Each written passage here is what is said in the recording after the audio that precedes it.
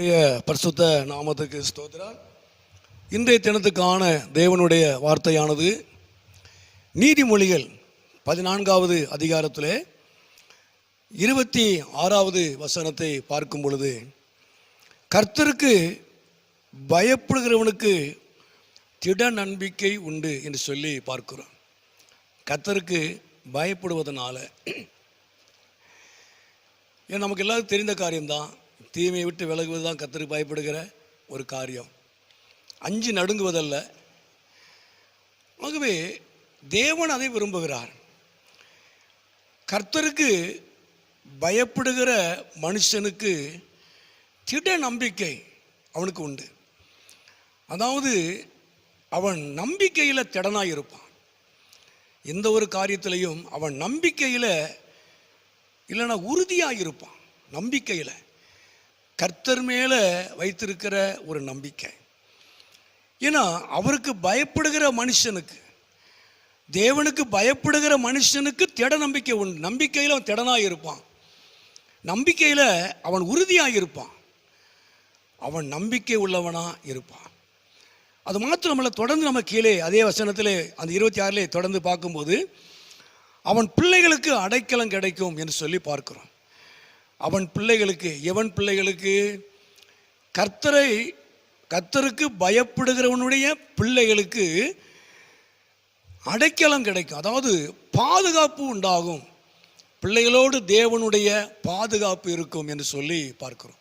அதாவது இன்னொரு மொழிபெயர்ப்பில் பாதுகாப்பாக வாழ்வார்கள். கர்த்தருக்கு பயப்படுகிற மனுஷனுடைய பிள்ளைகள் பாதுகாப்பாய் இருப்பார்கள், பாதுகாப்பாய் வாழ்வார்கள். நம்முடைய பிள்ளைகளுக்கு ஒரு பாதுகாப்பு இருக்கு. பெற்றோர்கள் கர்த்தருக்கு பயப்படுவதனால பிள்ளைகளுக்கு ஒரு பாதுகாப்பு, தேவனுடைய பாதுகாப்பு இருக்கும். பாதுகாப்பாய் இருப்பார்கள், பாதுகாப்பாய் அவங்களுடைய வாழ்க்கை இருக்கும். கர்த்தர் நாமத்துக்கு மகிமை உண்டாவதா. கர்த்தருக்கு பயப்படுவதனால.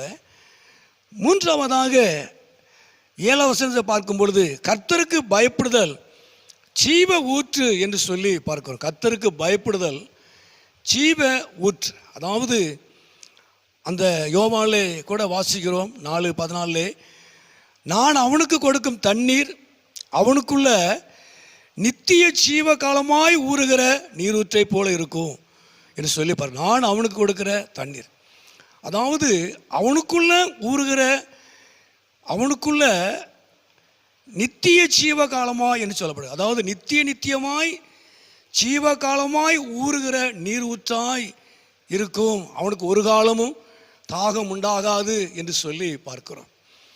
அப்போ உண்மையாகவே கர்த்தருக்கு பயப்படுகிற மனுஷனுடைய வாழ்க்கையானது நித்திய காலமாய், நித்திய ஜீவகாலமாய் ஊறுகிற நீர் ஊற்றை போல அவன் காணப்படுவான். அவனுடைய வாழ்க்கையிலே எந்த தாகம் இருந்தாலும், அவனுக்கு எந்த ஒரு காரியத்தில் தாகம் இருந்தாலும், எதிர்பார்ப்பு இருந்தாலும், தேவன் அவனுக்குள்ள வைத்திருக்கிற அந்த நீர் ஊற்று, நித்திய ஜீவகாலமாய் ஊறுகிற அந்த நீர் ஊற்று அவனுடைய தாகத்தை அது தீர்க்கக்கூடியதாக, அது அவனுக்கு அது போதுமானதாக இருக்கும். கர்த்தர் நாமத்துக்கு மகிமை உண்டாவதாக. கர்த்தருக்கு பயப்படுவதனால.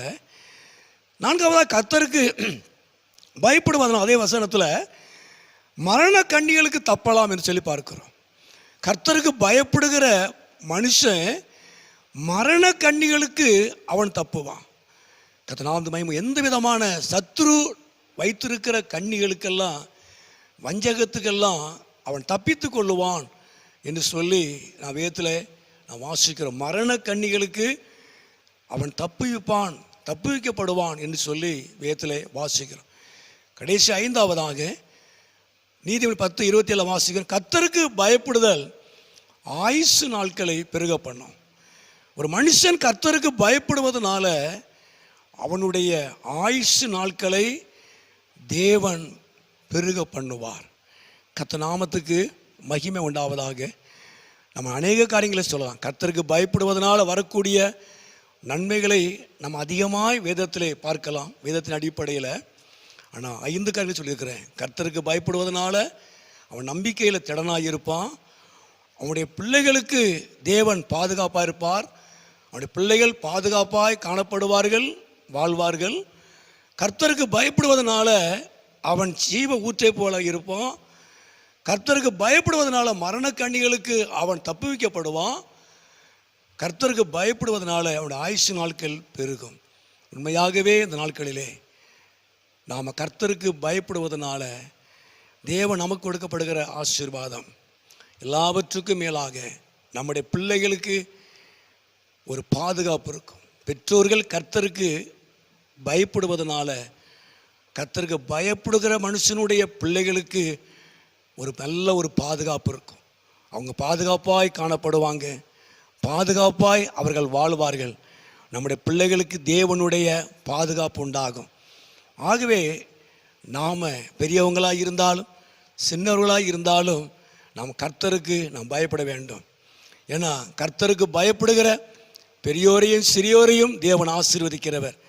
சின்னவங்களாக இருந்தாலும் பெரியவங்களாக இருந்தாலும் நாம் கர்த்தருக்கு பயப்படும் பொழுது தேவனுடைய ஆசீர்வாதம், தேவனுடைய பாதுகாப்பு இருக்கும். ஜெபம்.